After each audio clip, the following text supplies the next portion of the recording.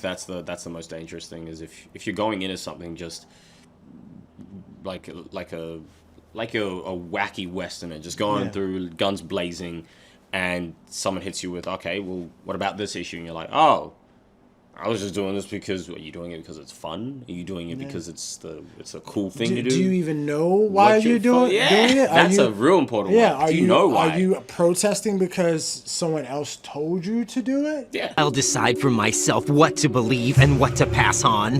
But is that even your own idea? Or something Snake told you?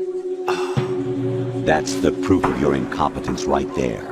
You lack the qualifications to exercise free will. That's not true. I have the right. Is this something you actually research for yourself and you believe? Because we, like Kels has said, young people, we're so easily persuaded. Easily influenced. Exactly. Easily influenced. So, like, of course, if it's super popular, you might not even care about it. Yeah. There might be a girl that's really cute who likes climate change. Yeah, it's like climate change. And as a dude, you will assimilate to becoming like her, or what they call like a male feminist. Yeah, they're like, you'll become something else just so you can have access to her in some type of way. You're like, yeah, I want to save the trees too, and you'll tie yourself up to a tree. In fact, you wouldn't even know what a tree is made out of, where to find trees. You might not even know what Greenpeace is, but you're happy to be like, yeah, Mandy, I also want them to stop cutting down those trees in Guatemala or wherever the hell they're cutting these trees down. Yeah. But what is that got to do with your life? Do you care about these trees? And I think if you're going into these protests, going into these things, fighting for something you don't care about, that's dangerous. Yeah. To me, because you're just a soldier without understanding what you're fighting for. You're following ideologies blindly. Essentially, that's what people would like to use the term fascism. Fascism is essentially you following an ideology without understanding the repercussions and the recourse of how that affects the environment or country as a whole. That's essentially what happened in Nazi Germany. People were following a leader without questioning why they're doing that, and are they doing it just for social inclusion reasons, which tends to be more prevalent, unfortunately. Ladies, I'm sorry to say this, it's more prevalent with females, that ladies care a lot for social matters, and they're very easy to persuade to get them actively involved in things, because ladies care about conversational social things that seem to matter to them, where men, it's not that we don't care about social matters, it's just that we tend to be more independent in thought because we're known to physically defend our thoughts. So we don't necessarily, we're not pushed to follow something, to fit in. Where in the case of ladies, a lot of ladies don't like being the outlier because of rejection. We get rejection, all the time. We've been getting it since we were young, But a lot of ladies aren't used to that type of rejection. So a lot of ladies don't want to say the truth. They don't even want to fight about it. They just go along with whoever's the loudest in the room. Like I said, that one girl at the nightclub with the biggest mouth, all of you will follow her, even if she's an idiot, and she doesn't live a good example, but because she's the loudest one, you guys go, all right, well, I guess we'll just follow her outside to the next bar. Following the leader, the leader, the leader. So it is that situation, unfortunately. So, like you were saying, children in general and youth in general, or young adults, they're easily influenced. And the same with infants, in the same regard that, being a young adult, lacking that historical context means you're impressionable. Yeah. And if you're impressionable, anyone can program you. And that's sort of what they use university for. Despite what you might be thinking, these two circles are not equal. I repeat, these two circles are not equal. One is in fact larger than the other. What I need you to do is determine which one that is. So, please raise your hand if you believe the blue circle is larger than the red. All right. Please raise your hand if you believe the red circle is larger than the blue. All right, very good. Now, before I said anything about these two circles, what was your first instinct? Equal, right? Because they look equal. And the reason why they look equal is because, in fact, they are equal. These two circles are identical. Yet I got just about every one of you to raise your hand and say that they're not. So what did we learn? that you can be manipulated like that to believe in something that goes against your natural instincts. Just imagine as a child, you're taught that the blue circle is larger than the red. If you say it enough times, you convince yourself that's the truth. If you're told the lie enough times, it becomes part of your reality. And if enough people are taught that lie, that the blue circle is larger than the red, well, now it becomes part of the culture. And if that culture then passes that misinformation along to the next generation, well, now it becomes tradition. University is a filtering system that they can put you into to see if they can get you to follow a certain narrative that may benefit people that are in positions of power. Hundreds of thousands of Americans are skipping college and taking on pay-by-the-hour work amid fears over skyrocketing tuition and student debt. And this is a great thing. If forget the fears about crippling student debt, what they should really realize is that college is a scam, first and foremost, because it shouldn't be that expensive. It isn't overseas, but also because of the degrees that they're giving you that render you absolutely useless. The purpose of college is for the government to have you for 4 years and to convince you that you should be supporting all of their government initiatives that in the end just enslave you further. That's the truth, right? And these children are coming out. We're starting to realize that. I think what's happening is that my generation has grown up. We have realized how useless our college degrees are. And I hope that we are being encouraged to tell our children that if you have a business idea, go for it. That's it. You don't need to have a meaningless degree. You don't have to say, going to the University of so-and-so and majored in sociology. You know, they use that with the fraternities in universities. They try to push certain agendas on you to see how hard are you willing to go for a cause and how malleable you are. And if you're malleable, which means you're easily molded and you can be influenced and sculpted any type of way, you might be the perfect specimen that they can utilize for some sort of political agenda. And now you find yourself at a UN Youth Council. Now you find yourself at the World Economic Forum's like graduate school, and you find yourself potentially joining some fraternal organization or Masonic type thing through university, and then you're in parliament. All right, well, here is a question for you. Why has the World Economic Forum been so amazingly successful? The World Economic Forum, founded by Klaus Schwab, is not just a benign organization that pushes agenda items like transhumanism, 15-minute cities, the end of combustion engines, climate lockdowns, digital currency, the elimination of cash, the elimination of sovereign governments. This is basically what they want, right? It would be one thing if all of these items were just pie in the sky ideas, but it's quite another thing how all of these things are actually coming to pass. Many governments have been implementing many of their policies, not just in the United States, but in France and New Zealand and Canada and Australia, Ireland, the Netherlands. The list is actually frighteningly long. How does this happen? How did they get so strong? Well, it turns out that the World Economic Forum has a very good farm system. You know, it's like Major League Baseball and the minor league baseball teams. Like they farm it out and they start them young. A grooming program, if you will, called the Young Global Leaders of the World Economic Forum. Now, we've covered this a bit on the show, but I want to do more of a deep dive now, because what they do is they seek you out. They groom you.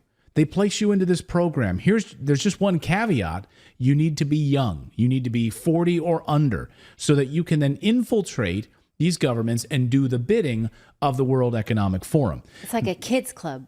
Yeah, it's unbelievable. It's like, okay, you know, we're getting you started young. We're getting you started so you can be indoctrinated and then rise up inside of this organization. Now, the expose did a great job cataloging just a few of these World Economic Forum young leaders who ended up infiltrating these governments and then running the show, basically. And they explain, quote, the World Economic Forum's Young Global Leaders program, founded in 2004, is designed to cultivate a network of exceptional individuals under the age of 40 from various fields, including business, politics, academia.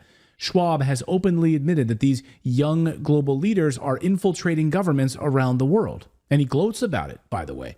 So let's just start with Justin Trudeau as an example here, the Prime Minister of Canada, dictator Justin Trudeau. Trudeau has implemented dystopian policies that align with, of course, a lot of what the World Economic Forum wants and their globalist vision for the world.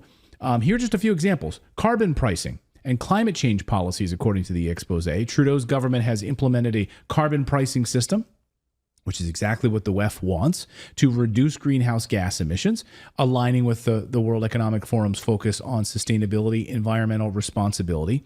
Also, internet regulation. We've been covering the internet regulation here on the show from Trudeau for many, many months now. Of course, in the wake of the trucker convoy and all of the clampdowns on free speech and misinformation and disinformation that he loves to talk about, right? They've absolutely pushed for measures that could infringe on freedom of speech in that country. That's exactly what the World Economic Forum wants. Pandemic response, right? The COVID-19 response. Trudeau's government has implemented all sorts of measures to control the spread of COVID-19, pushing lockdowns, of course, travel restrictions, and vaccine mandates. Although last week he tried to rewrite history and pretend that he didn't push people to get vaccines at all, which was laughable. And then he acknowledged that there's problems with the vaccines. He started saying that for the first time, like he's trying to rewrite history. All of these measures that we talked about, and there's more, of course, his clampdowns on the media, picking and choosing what media gets to have an audience with the government of that country, or registering to be a media organization, a news organization, only if you ask favorable questions or you are ideologically aligned with the Trudeau government. Here is transhumanism by way of, human-assisted suicide for just people who are depressed. Yeah, and leading the push on that, right? Like talk about the transhumanism. Like, you feel depressed? Well, why not take some pills to end your life early? Yeah. Yeah, forgot about that one. Let's add that to the list. Here's Klaus Schwab praising Trudeau, one of his young proteges. But what we are very proud of now is the young generation, like Prime Minister Trudeau, President of Argentina, and so on, is that we penetrate the cabinets. So yesterday I was at a reception for Prime Minister Trudeau, and I know that half of this cabinet, or even more, half of this cabinet are actually young global leaders of the World Economic Forum. Isn't that sick and disgusting? That's frightening. Like, I went to a reception for Justin Trudeau yesterday, and I was looking around, and more than half of his cabinet members are all members of the World Economic Forum, young global leaders group. Like, we've penetrated, infiltrated these cabinets, and that's just one. That's just one example in Canada. A member of the young global leader class of 2020, very, very young, Sanna Marin, who became the world's youngest serving prime minister when she took office in 2019 in Finland. She's been a vocal advocate of all sorts of crazy progressive policies, obviously climate change mitigation, but all sorts of gender equality issues. I'm trying to think what else in Finland she's been responsible for that is incredibly troubling. I'm going to use this term that people go crazy for when I say she's a COVID media darling. Oh yeah. Yeah, she loved COVIDism. Mm-hmm. So yes, absolutely. So Sanna Marin, also member of the Young Global Leaders. So she rose to the level of prime minister. See how this happens?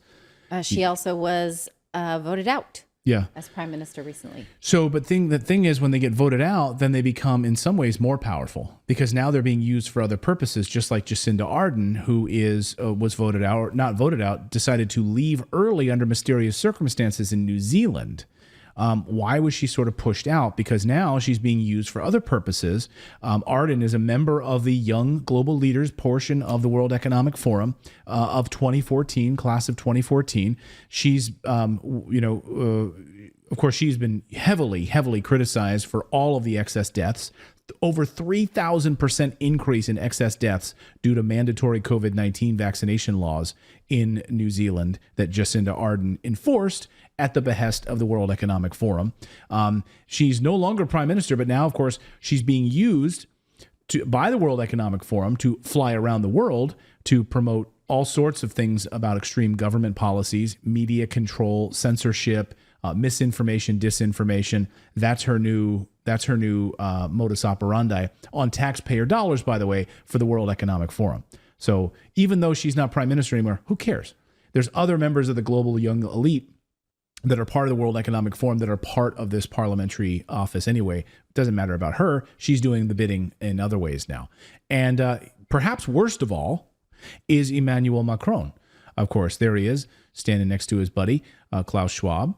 He was a member of the Young Global Leadership class of 2016 before being elected to office. And Macron has implemented several policies, many. So his list is long. He's probably got the longest. He even beats Trudeau in my mind for like frighteningly scary World Economic Forum leader. Surveillance, security measures. Think about what he did during for COVID passports, right? And passport restrictions and monitoring all of that COVID-19 response, potential erosion of freedoms with all sorts of measures to allegedly curb and spread the virus, seriously impeded human rights, eroded individual freedoms. Introduction of the health passports, the vaccine passports, proof of vaccination, or required a negative test to go into certain public spaces, like even to just go into public spaces, personal liberties infringements, of course, exactly what the World Economic Forum wants, digital transformation and privacy concerns. He promoted digital transformation within France and the European Union, according to the expose. For example, facial recognition technology in public spaces, for just being in a public space, like I'm being analyzed and put into a database. Labor reforms, all sorts of increasing to reduce unemployment through labor reforms that they're going to undermine workers' rights and, of course, protections for workers. So job insecurity, income inequality, a lot of different things that he's put in place over the years. So Emmanuel Macron on that list. Anything else you can think of from Emmanuel Macron? Removal of cheap energy, environmentalism. He's one of those. Absolutely, yeah. COVIDism. From what I saw some videos that he's apparently incredibly popular in France for the retirement age, just sort of ramming that through without any votes. Yeah, the change in retirement age. Yeah, I saw it look like people were really happy. Yeah, they're really cheering. They were in the streets really cheering and applauding that in France. Yeah. I saw him lighting some fires so that they were sure that he would know that they support him by shining a light on all of Paris. Yeah. I would love to know how many people in the Biden administration, obviously Biden is not a member of the Young Global Leaders. He aged out. He aged out of that. He's probably a member of the Seniors Club of World Economic Forum. But I don't know if they have that or not. He gets a discount at 5:00 for the early bird special. But I wonder how many people inside of Biden's cabinet are actually members of the World Economic Forum Young Global Leadership Council. It'd be fascinating to see. Yeah. Because, hey, Biden gets pushed out. Doesn't matter because there's always there's other guys right there ready to go and sign in. By the way, I should point out Putin was also a member of the Young Global Leaders group back in the day. Oh. Has he gone rogue then? I guess he's probably like completely been like, boy, I should not have. I think, and that was one of the things that Putin talked about was like trying to come to the table to have dialogue with these other countries. I mean, he's talked repeatedly over the years about trying to join NATO and having a dialogue where we could come together. But he was always rebuked. He was always said, no, you can't. We need to have an enemy. The United States needs an enemy in somebody like Putin. And now, of course, it's China as well. So interesting. He must have, I wonder if he's in alignment on any of these issues, any of these major issues, because in all of his speeches, at least over the past year, all of his speeches totally crap on exactly what's being talked about here at the World Economic Forum. And his energy policies totally crap on everything that the World Economic Forum is doing. Yeah. So, I don't know what the life was like of someone living during COVID restrictions in Russia, how much the vaccines were rolled out. That's one thing, but we do know that, the labor market reforms, the environmentalism, the censorship. Again, we'll leave that one aside. They're just things we still don't know. But these guys are like stamp out, carbon cutouts, the ones we've just gone over. Yeah. Yeah, you have to wonder if there's like they let in some of these bigger world leaders just to like have them have a seat at the table, or they to try to offer some sort of legitimacy. Last year, someone pointed out in the chat he was banned from coming to Davos. So Putin was banned from coming to Davos last year, of course. So yeah, I don't know. He's been excommunicated, I guess, from the Klaus Schwab Club. And now there is if you're go ahead. I was gonna say, if your country doesn't start with a G, like the G7, the G20, like that, you're not invited. It just you have to have that G in there. So. And now there is talk about whether or not South Africa will remove itself from certain Western organizations because there is this international warrant for arrest for Putin. And there will be a BRICS conference in South Africa later on this year, in which case it would obligate South Africa to detain President Putin. And South Africa says, we're not removing memberships from any groups, but we're not exactly going to do that either. So will he even come, or will he send somebody else? So who knows at this point what will happen. So it's literally a filtering tool so they can see who they can easily influence and just use. And you will be used. And unfortunately, you'll weirdly think, okay, that's the hip and edgy thing to do, that these people are just plebs. They don't know anything about how, true government works and true freedom. And so we're going to show these people how they need to live their lives. And so you'll belittle people, and you'll be just easily malleable as a political figure. And what he said about people going through these universities, going through these unis, is what is important. Is it's so true that when you think about a university, I was watching this guy, can't remember his name, sorry, but what he said was really smart. Whether it's school, universities, think about it. It's just a group of people all being told and taught the same things. You're not thinking individually. Yeah, it's groupthink. So it's groupthink. There's one dude telling you that this is this and this, and you're all going, yeah. You're all writing down the same bits of information. Whether it's you, Craig, Cindy, Jessica, to come back to do an exam, and your exam has a wrong and right. Yeah. You all will be right and have 90% as long as you all write the same thing. Now you've left your hall or your uni, and guess what? You've all graduated learning the same exact thing. Isn't that crazy? Not understanding you've been programmed. It's not even for your own creative influence for you to be able to maybe suggest anything that's different from what the university wants to teach you. If you try to come up with your own ideas, you'll consistently keep failing the paper to the point where the university will just tell you, oh, look, you need to think more to the left because, that's just what works. We're actually going to be honest with you. Otherwise, we're just going to keep failing your paper. So they force you to follow an ideology. So you're paying for an education that you're not even allowed to want to disagree with or try to help improve on. You're forced to go with a certain narrative. I was at Auckland Uni a few days ago, and I never seen so many soy boy dudes before in my life.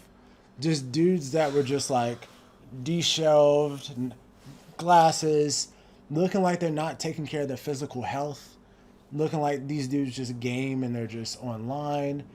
And that's what, they're producing more in the world is sort of like unmasculine men that seemingly don't understand how important it is that we need to be protectors, in this world that is a very dangerous place, and a lot of these dudes that I saw were almost like male feminist type dudes, and I've seen a lot of these guys, and they happen to be Caucasian, and I don't know if that's what they call a white guilt type thing.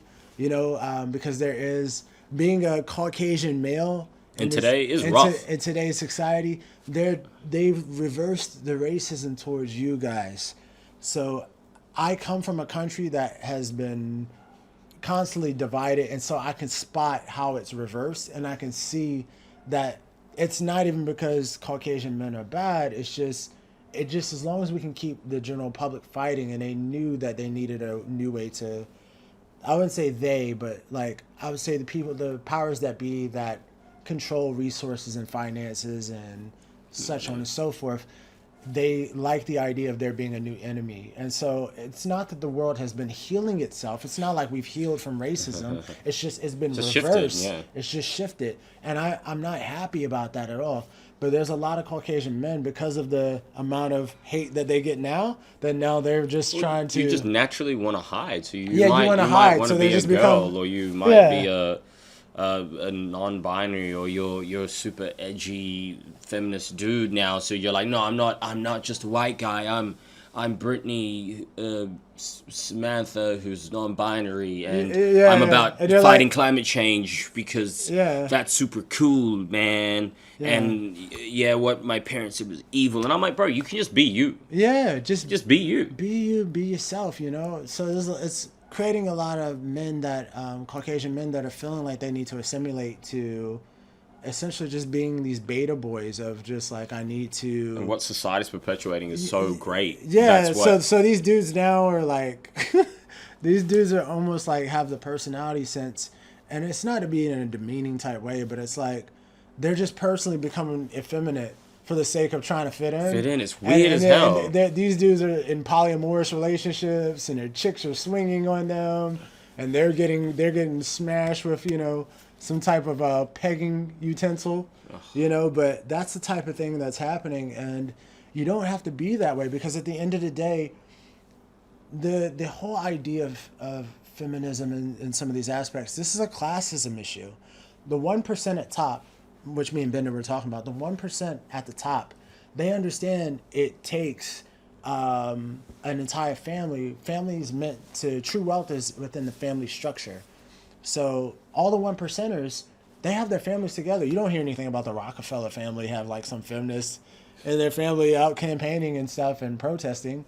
You never saw the Queen of England having, or her being out and protesting for feminism and women's rights, because she can't be a queen without the king. It's the king that makes the queen at the end of the day. Why is there a king and queen? There's a king and queen because if you don't have a kingdom set up, men are physical. Other men will come in as vandals and they will take over your land. Therefore, masculinity serves a purpose. You need that. If you call the police at any given moment, ideally in a situation, depending on if it's violent, you're going to want a male to show up. Well, you're going to want him to come and physically stop your attacker. You're not going to be like, dance battle him or talk to him about his feelings. Yeah. Like, I'm sorry. Or, hey, girls, how do you feel if we go and arrest him? How would you feel about it? You know, it's not an emotional argument. For men, it's very logical. Is we understand violence because we face that on a daily basis. Like, men are more than likely to be in prison. Men are more likely to be homeless. So therefore, we're more likely to face physical assaults of violence on a whole nother level. And it's not to say that we are impoverished by that. We accept that. That's part of the masculine. Yeah, it's part of a life. Yeah, that's part of the masculine imperative. We know that the world can be a dangerous place. But ideally, you should also understand as a male that that's why we're here. We're here to protect, you know, women and children. You know, even in the topic that we covered for Posey Parker, that's essentially what all of our conversation was about. It wasn't necessarily dehumanizing anyone that might be LGBTQ or queer or whatever. You know, you have a right to your own choices. That doesn't mean you're not exempt from consequences. And you can't push your ideology or ideas on other people. Yeah, I think that's the main thing. No one cares. I genuinely don't care what people do. Yeah. But you just be okay with the consequences that come with it, and then B, you cannot force what you believe in to everyone else. Yeah. I don't care if it's religion, I don't care if it's sex, I don't care if it's science. I don't care if it's veganism and a meat eater. You can't impose your routine on someone else. You can suggest, you know, because that's a democracy. If they're an adult, you can make a suggestion. Pardon me. You can make suggestion if they're an adult. Yeah, it's a democracy.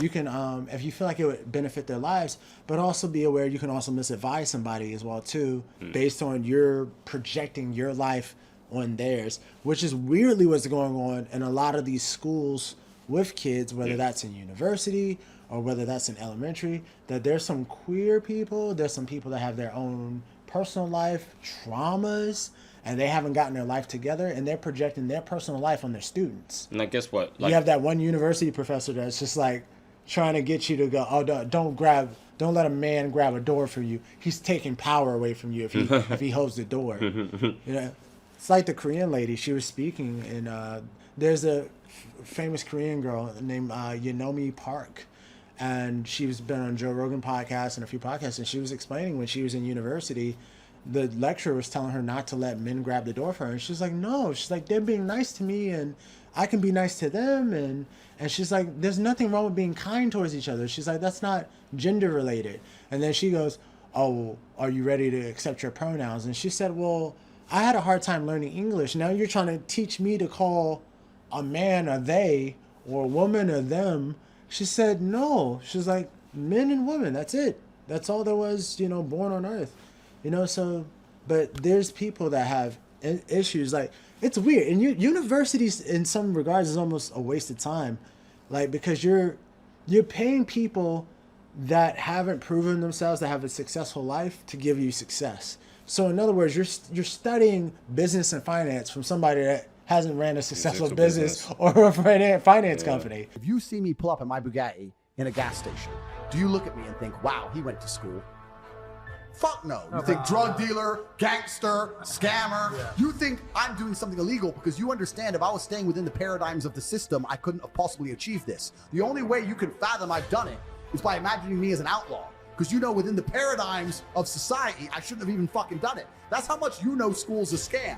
You don't look at someone rich and respect them thinking he went to school. The people you are learning from in school aren't even fucking rich. Your business professors never had a business. They're brokies. Because the current education system is read, read, read. It's not do, do, do. It's read, read, read. And that's why most people who come out of school can't do shit. That's why college and university is a complete waste of time. I did not go to university. The most successful people I know did not go to university. I do not have 4 years to dedicate to sitting there reading books of outdated knowledge when all the latest information in the world's on my internet Google browser for free anyway, and listen to some dork who's never made any money in his life tell me how to live my life. It's complete garbage. If you meet anyone who's successful near any field, most of them didn't go university. Now, I understand there's some professions where you need to go to university to become a doctor, blah, blah, blah. I understand that. My point is, in general, is that the whole education system is not based on doing things, it's based on reading things. And this is why, if you want information on how to get something done, you need to speak to somebody who can do stuff. So if I'm going to learn piano, I want to learn piano from somebody who plays piano, not somebody who's read how to play piano. I dated a girl one time who had 2 college degrees. She said, what do you have a degree in? I said, I don't have a degree. She said, you don't have a degree? I said, no. She said, how are you planning on making it without a degree? Ta-da! It's this concept of like perceived legitimacy or clout or sort of prestige, but a lot of it is just branding and marketing that's kind of been put in people's heads. What's really the purpose of education? And I think people get this twisted, right? People confuse. I've said before that education is cheap or free, but college is expensive. People conflate college and education. They're not the same thing. You can be highly, highly educated, very, very knowledgeable, and not have a university degree. You can have a university degree and be very ignorant and naive and not very intelligent. Yeah, I don't know how many people go to college because they want to get smarter. No, it's a return on your investment to have a career and a job where you can make money. That's it. Yeah. What do we want to know that you can do the job and do the job well. Maybe 20 years ago, a degree was a very good sign of that. Now, for whatever reason, it's not. We want to know, have you got the skills? So it's weird. The idea of it is asinine because you can get an education at this point on YouTube, more likely, and you can actually hear somebody that has actually worked in that business on YouTube and them explain to you, hey, this is how I structured my insurance company. Well, it makes sense to me. Like if you have a multi-million-dollar business and you're trying to tell me what to do, I should probably listen to you. But I know I'm not saying all teachers. I think there are some good ones, but there are some that they are maybe upset with the life they have, and this is also a type of power. And you're going to mark a student based off it's a curriculum they have to follow essentially. So they're not even following their, like Kel said, they might not have any business. In fact, they could have never done business. Yeah. But they can teach business because they studied business. That's the same way as me being like, well, someone taught me how to swim. Am I the world's best swimmer? Well, no. No. But I can like just teach you how to swim. Will you be the world's best swimmer? No, because I don't know how to be the world's best swimmer. I can give you the basics. Yeah. Now, listening to someone like Kel said, who literally has a multi-million or billion-dollar business, Yeah. they are probably the best to listen to. They will tell you things that you can't get from a classroom because they didn't follow curriculums. Yeah. They had to do whatever it was that made sure they got to where they needed to be. And I think what Kel says that's so important about universities is, and also people bringing in their personal life. So just back on that gender thing is if someone's coming in and they're like, well, I feel this way, you might have someone go in a teaching just to go around making sure that I want everyone to be more accepting of non-binary. I want everyone to be more I don't know, more happy to try, what's the word? To try be part of the LGBTQ, but you're one person trying to oppose, to throw this on a random students. Well, yeah, or to join someone's political ideology or movement and things of that sort. And I kind of laugh because New Zealand has like a lot of socialist stuff that goes on here. They have young socialist leaders. You know, I think the former prime minister, she was the head of the Young Socialist Party before she became PM. And the weird thing about socialism is it's like Europe has already tried that. And that's why Russia's kind of like laughing at the West, because they know the West is trying to move towards the socialism aspect of politics, where they're trying to force everyone to go in one direction, but presenting it as being liberal. Yeah. A constitutional republic, not a democracy. The ideal of a democracy is universal equality. The ideal of a constitutional republic is individual liberty. A democracy always degenerates into dictatorship, which promises government-guaranteed equality and security, but it delivers nothing but poverty and serfdom for the people it robs and rules. America was founded as a constitutional republic to safeguard the liberties of the people against the tyranny of democracy or of one-man dictatorship. In this century, great strides have been made toward the goal of subverting our republic into a democracy. The foremost tactic of the subverters is subversion of language. By calling America a democracy until people thoughtlessly accept and use the term, the totalitarians have obscured the real meaning of our principles of government. As freedom and as like it's hip and it's cool, and it's like, no, you're forcing everyone to think one way, or if you don't think that way, you're going to be an outcast. And that's not how a democratic country operates or works, you know. So hey guys, if you want to watch more clips, click here. And if you want to watch the full podcast, click right here.